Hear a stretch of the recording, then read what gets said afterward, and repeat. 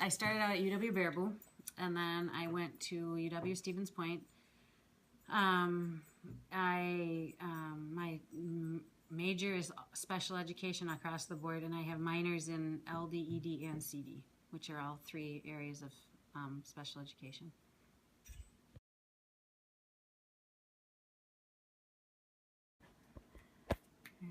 So an average school day for us is the kids are usually here by 20 to quarter to 8. Some are dropped off, some are bussers. We get them off the bus, they come in, we help them get undressed.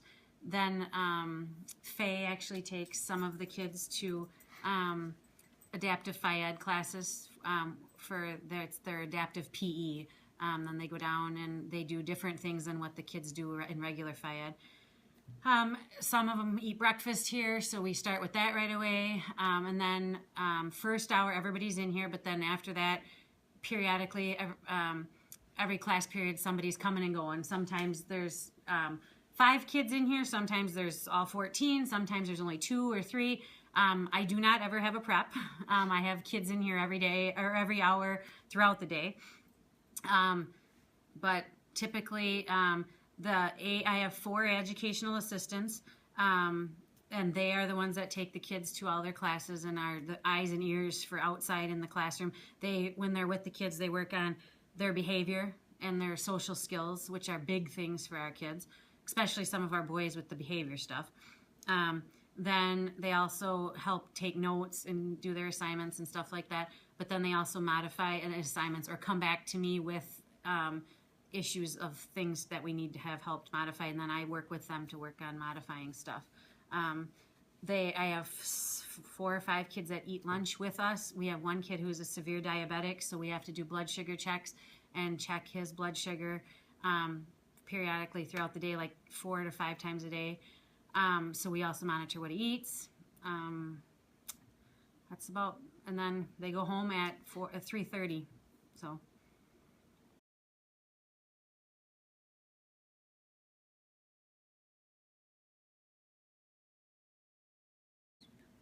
All right, I'm a paraprofessional in special education at the middle school level. As Kim stated, we start our morning about 7:30 by getting a couple of the kids off the bus. One of our students is in a wheelchair, so that does take usually a couple of people with that. Bring them in, get them ready, where it be helping with their glasses, hearing aids, bathroom, whatever may be, getting set for the day. And then also we take them to adaptive SpecEd again. Each of the kids might do something different. Again, our child in the wheelchair is going to do something on a floor versus the other kids on bikes, etc. And then the other hours throughout the day, if we're not in school helping them with their daily math and reading, I go to science, health, FACE class.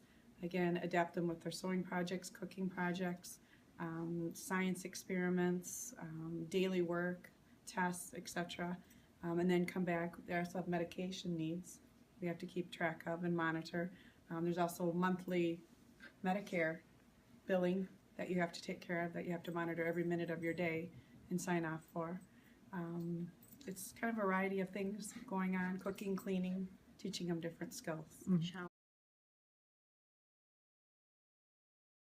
The group of girls that I have in here now, the 4 educational assistants and myself, get along wonderfully, and I think that is by far the most rewarding thing and most beneficial thing, because it makes the room successful, because none of us are competing, none of us are offended by somebody questioning somebody else. There is no hierarchy of somebody's better than anybody else. We all work really, really well as a team. That's very true. I think it helps if you're going to be into the teaching side of it, to treat us or anyone that's a paraprofessional in your classroom as an equal. And that's definitely done, which I think makes the classroom work so well in here. We call it talking out loud, and so we don't mean like, did you do something? We just blurt out 2 o'clock meds. Someone pipes up, I did it.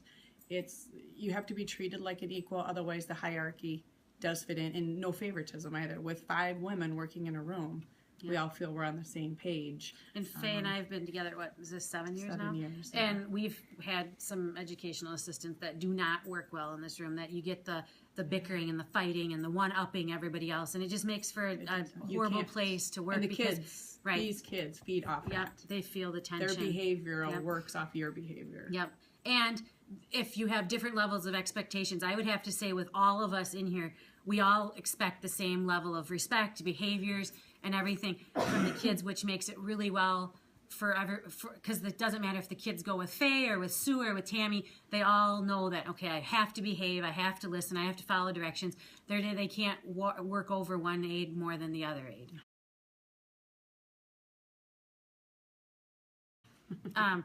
No.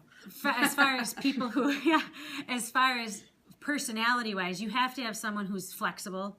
You have to have someone who is willing to work as a team member, who's not going to be the high person that wants to get all the credit for anything or take all the glory.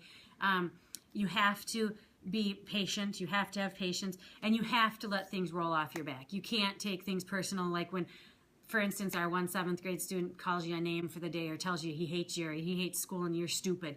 You know, you can't hold grudges. You got to let it go, and next hour is a different hour. You know, I mean, you have to just let it go and just think something's going on at home that's making him have a bad day or talk that way or act that way. So, and that's true. And that's how she's taught us with the kids to be that way. And then the inclusion. Yep. You know, that these kids, no matter their ability, don't diss my ability. Yep.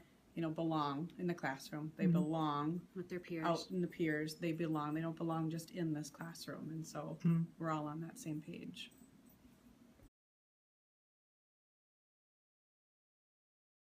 Rewards would be seeing them have good days. But then also, like, we have 2 girls that are autistic in here that,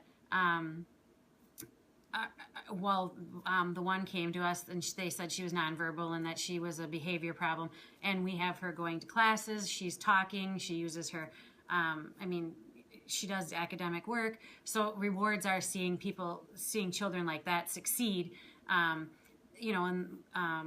of the rewards would be just any of the kids being good and succeeding or using better language, verbal skills to communicate, remembering their social skills, just being able to do something independently. All of that kind of stuff is a reward for any of us.